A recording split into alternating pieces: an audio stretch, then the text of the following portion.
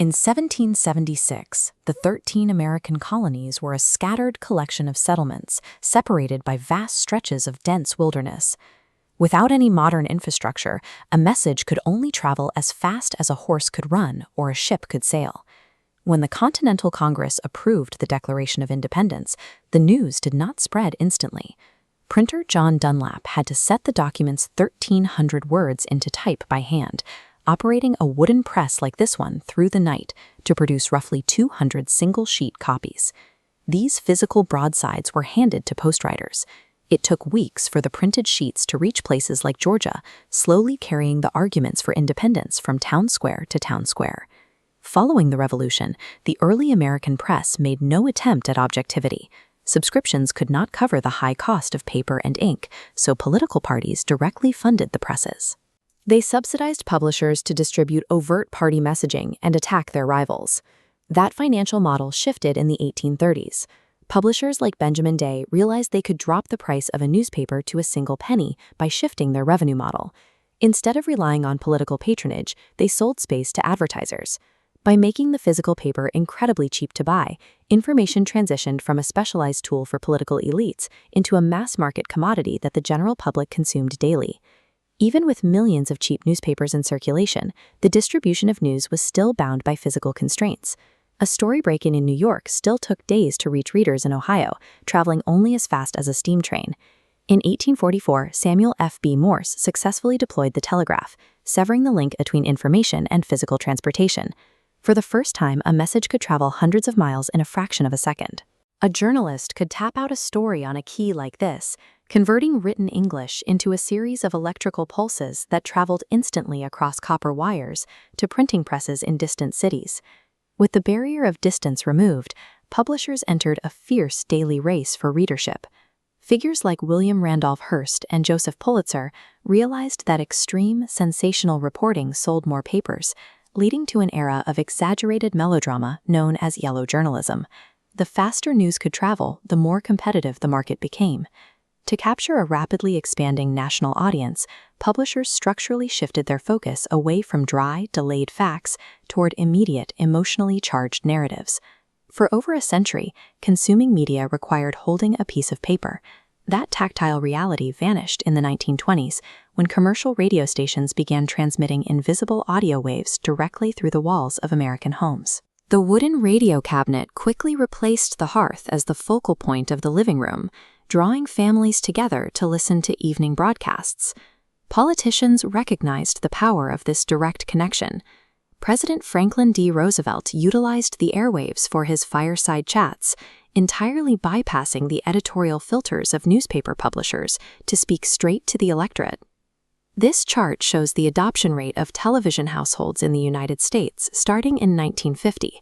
The curve grows at a greater than exponential rate, pushing the television into nearly 1 billion homes globally by the late 20th century. This specific piece of hardware demanded total attention.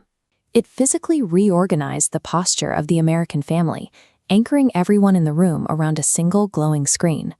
Because there were so few channels, millions of people watched the exact same programs at the exact same time. This broadcast infrastructure created a shared national consciousness, a cultural environment where the entire country consumed the exact same stories simultaneously. That shared consciousness was controlled by a small group of decision-makers.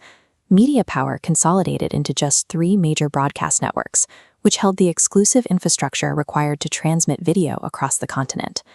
Broadcasting live television to millions of homes required massive technical coordination on the studio floor.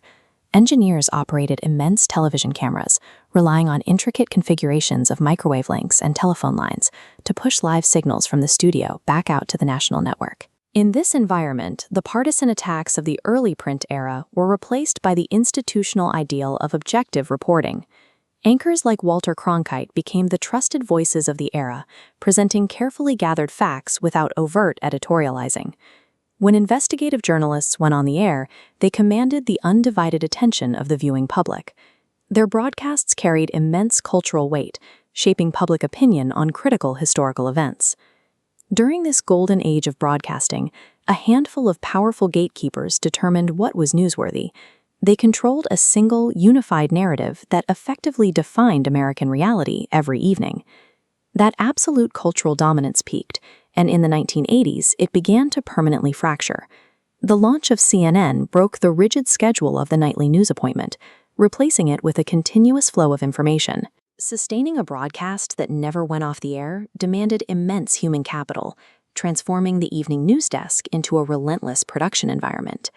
In the 1990s, the mass adoption of the World Wide Web introduced a new structural threat.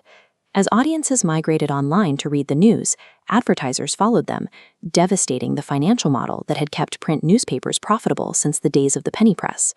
Between the never-ending churn of cable television and the boundless capacity of the early internet, the shared national monoculture broke apart. The mass audience fragmented into smaller, ideologically isolated niches. Today, the centralized broadcast megaphone is gone. It has been replaced by a decentralized ecosystem containing millions of competing individual microphones. The Pocket smartphone finalized this transition. It put constant access to global information and the ability to instantly publish to the world directly into the hands of the general public. To sort through this overwhelming volume of content, digital platforms deploy algorithmic curation. They monitor user behavior, quietly filtering and personalizing information to construct highly specific, isolated feeds for every single viewer. The hierarchy of the 20th century has inverted. There are no longer a few elite gatekeepers dictating the news to the masses. Instead, in a completely decentralized network, every user operates simultaneously as both a consumer and a creator of media. The technology has accelerated from slow printed sheets to instantaneous algorithmic video. The media remains the primary force structuring American reality, but today we each inhabit our own separate version of it.